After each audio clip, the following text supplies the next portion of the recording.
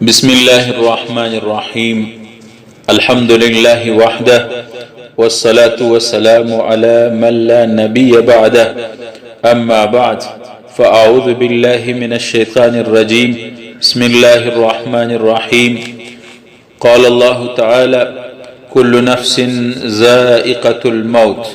وإنما توفون أجوركم يوم القيامة فمن زهزها عن النار وأدخل الجنة فقد فاز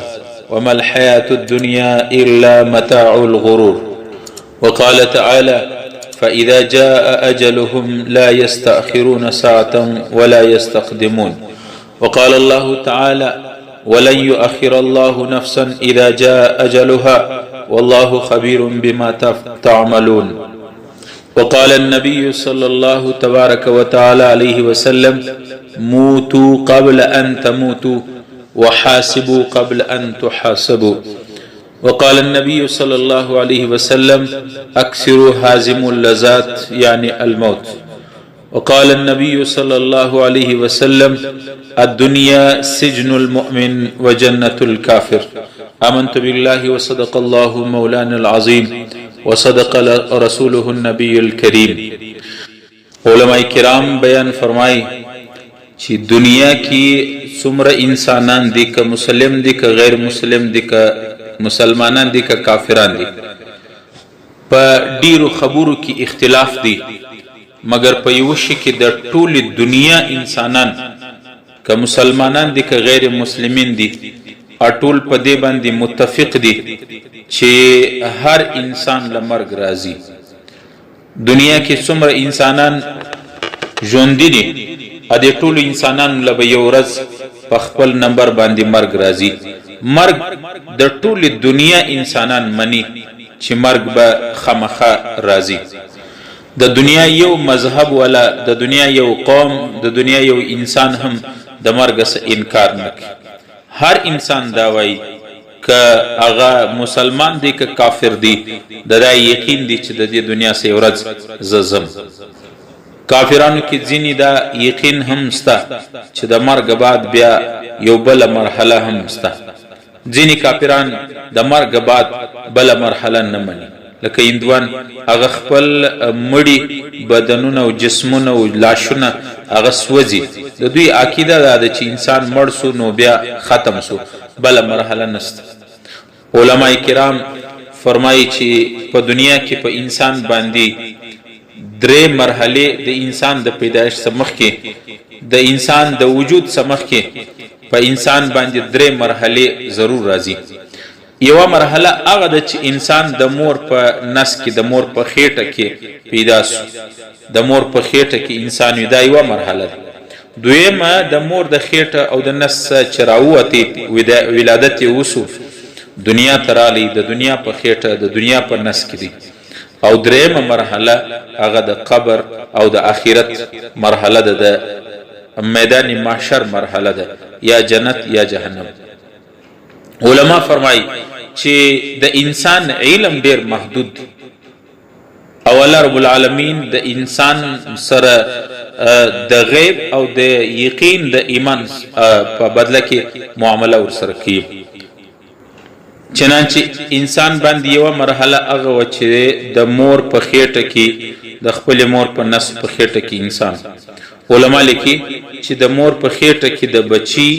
او د دې جنین خوراک د مور د خېټې هغه وینه زوی دا د مور د نس او د خېټې دا خوراک وي د دې ماشوم چې د مور په نس کې او د مور په خېټه کې دا بچي خپل ځان ډیر آسوده او ډیر پراخ محسوسوي مور ته کله محسوسه شي چې زما د خېټې بچي وشورېدی الته دغه بچي ډیر خوشاله او د فکر دای چې د ازما د مور خېټه زما د پاره ډیر غټ کور دی او ډیر غټ ځای دی لیکن که د مور په خېټه کې یو ماشوم ته وویل سي چې ته په دې ځای کې ډیر تنګ او ډیر کم خوراک دی ته یو داسې دنیا ته وځې د دې ځای سره چې هغه دنیا کې به صرف ستا د استوګنې ستا د اوسېدلو چې کومه کمره ده یا ستا کور دی دا د مور د خېټ سبا سل او زر چند غټ ځای وي او ته چې دلته د مور په خېټه کې کم خوراک کې د دې سه زرچند سلچند داسې بهترین خوراکونه به ته ووینې د مور خېټه کې چې کم بچی دی هغه ته دا ووایي چې دا خوراک چې اوس ته د مور د خېټې وینه او زوی او دا اوبه څښې خورې د دې دا خوراک که دنیا کې بیا و تا ته درکړي هغه د دنیا خوراکونه دې ولیدل نو هغه د مور خېټې وینې او زوی د دې څه به الټي تاله راسي تا به باقي ووایه خوا به دې وګرځېږي نو هغه ماشوم ته په ذهن کې دا خبرې نه راځي هغه وایي چې دا به بیا څنګه دنیا یې دومره غټ ځای به زه څه کوم او بیا به دومره خوراکونه چې د مور د خېټې چې کوم خوږ او لذیذ خوراک دی دا به بیا ماته بد ښکاري او د دې څه به زما نفرت راځي یقینا چې کله انسان علما فرمایي پیدا سي د دنیا خېټې ته راسي دنیا ته راسي نو په دنیا کې قسمه قسم نعمتونه غوښې ورجې او نور سالنانو میوې او فروټ او اسکریم او شیدې او د دنیا هغه نعمتونه وویني نو ماشوم چې د دنیا د پراخي وویني هغه د مور د خېټې تنګي ور په یاد سي نو بیا یقین راځي چې واقع دا خو یو جلا یو بیله دنیا ده چې زر عالم